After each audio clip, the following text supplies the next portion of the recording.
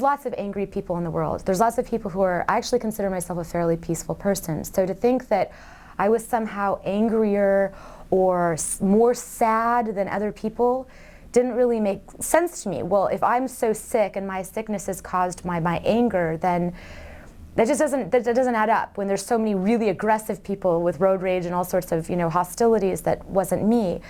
And what this young man who I talked to on the phone explained, his perception, it's just a guess as to why, was that all of us have different levels of tolerance.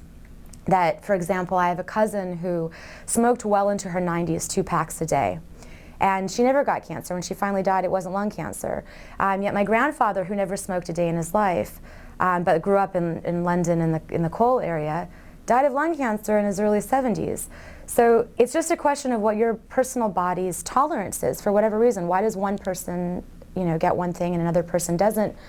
Really, I don't think any of us know. The fact of the matter is that any of us with fibromyalgia know it's real, know we're not making it up, know that it's an absolutely debilitating illness, and know if you talk to any doctor, go anywhere in the world, they can tell you what the symptomologies is, but the best they can do is attack the symptoms. They can't actually get to the root of the problem. And I remember one of the women I talked to, the woman I talked to before seeing Viviane, had told me that the day she saw Viviane, she considered her birthday, her rebirth. And I saw Viviane November 8th. It's now May 7th, I think, or May 8th. And I absolutely consider November 8th my birthday. I have never needed a painkiller again. I have never needed a muscle relaxer again.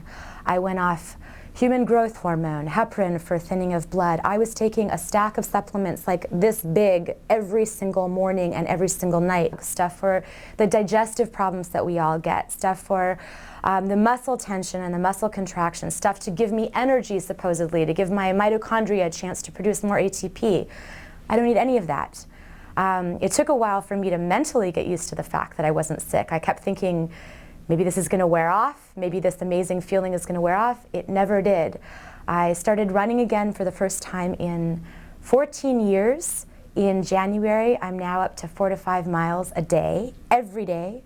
I work full-time again. And no, I'm not going back to law. I'm sort of looking at my life from a totally new place. I get to start entirely over again. I get to choose whatever I want. I get to choose if I want to fly somewhere, if I want to do world travel, if I want to go into politics, if I want to go back to medical school, do anything. All of that is possible now. Whereas before November 8th, I couldn't travel because I didn't know that I would be able to get from one place to another. I had lost pretty much all of my friendships because I couldn't even make a date with someone because I didn't know if I could drive there. And as many of you know, people get tired of canceled plans and have a hard time understanding something that doesn't really make any logical sense. I am meeting so many people all the time now, developing amazing friendships. And what's really profound to me is that it's not like going back to who I was at 15. I was a super accomplished person, actually a very high pressure person. I'm not going back to that person who had to have 10,000 things going on and had to be competitive in this area and the top of my class and whatever. What's amazing through the breakthrough with Viviane is even if I hadn't been sick, I would have asked for that breakthrough. Even if I had been completely healthy, the knowingness or the knowledge that I gained from that experience, the breakthrough that I had, and the breakthrough that you experience is, as strange as it may sound to someone who hasn't gone through it, is seeing your true self. Like once you go before the anger and the sadness and all of that, you get to who you really are, like who you are as a soul, who you are as a being. And once you see that and you get that, there's a freedom that comes with your that is something that I've personally never experienced. There's a power that I feel that I've never had before. Not even when I was completely healthy. I didn't have that sense of freedom. I still felt compelled or pushed from outside forces, like the pressure of, you know, whatever it was when I was last healthy in high school, you know, your family, your teachers, your friends, your whatever. I felt pressure from all sides. Once you get who you really are in this breakthrough experience, this breakthrough that's so powerful that it breaks away all the bounds of pain and fatigue and everything that you had that was making you sick, it also allows you to be in life who you really are. I've never experienced myself in this way in the world. And you suddenly recognize that you've become the light that you never even knew you were.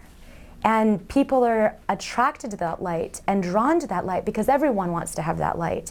Everyone wants to be that light because that's the light that everyone really is. And it's something that I never even asked for. I mean, yes, I was on a spiritual path, but that's not even something I asked for. I was just asking to be healthy. I was saying I was ready. I was really ready to let go of it, and I got so much more. So when I've talked to other people about what happened to me, because people who haven't seen me in a while are just stunned. Like it's not just that I'm moving normally. It's also that there's something different, something they see that they recognize, and they want to know what it is. And it's a miracle, but it's also, there are miracles on earth. You know, when people say miracles don't happen anymore, you know, you go back into the Bible and there was a moment where God showed himself to people and that moment is past. That is absolutely not true. The night before I saw Viviane, I remember praying and said, you know, I've doubted my faith, as I'm sure most people have most of the time. I said, I will never lose faith again if this really works. And I never will again, because I know that spectacular miracles are possible all the time. You can see doctor after doctor be told you have something totally incurable, unsolvable, that you're looking forward to a lifetime of being basically incapacitated, immobilized, isolated, debilitated, and unable to even think.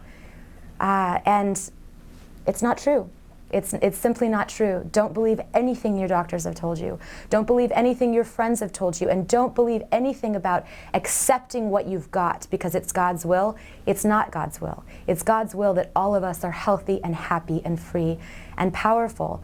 And through my experience with Viviane, I've been able to find that for the first time in my life. I would never have believed it's possible, but on the other hand, I'm sure a part of many of us who were suffering with fibromyalgia deep down weren't convinced we'd have it forever, that there'd be something that came along, and this is what came along, and it's truly miraculous.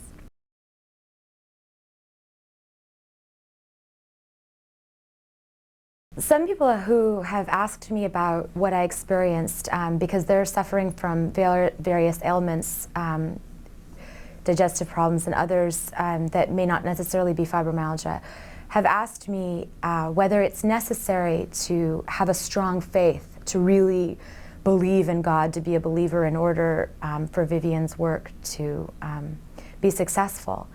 And I do feel that once one has experienced the breakthrough, Viviane's breakthrough, I don't think you could doubt your faith. I mean, I think that even if you don't have faith now, you would find it, because you would see something so true and profound that you would suddenly know something as opposed to just having faith in it or being told to have faith in it. I think it would probably be helpful to have an idea that there is something outside of us that is more than us, that we are more than just flesh. I think most people probably deep down have that faith anyway, that the love you have for your family or for your loved ones or for people in your life is more than just a matter of chromosomes and hormones, but that there's something higher than us at work, that there's some energies that are not explainable in strict science unless you want to go into metaphysics. So I don't think that it's necessary, but I do think that it would be helpful. However, I think all of us, once we see the light, can never doubt the light again because we've seen it.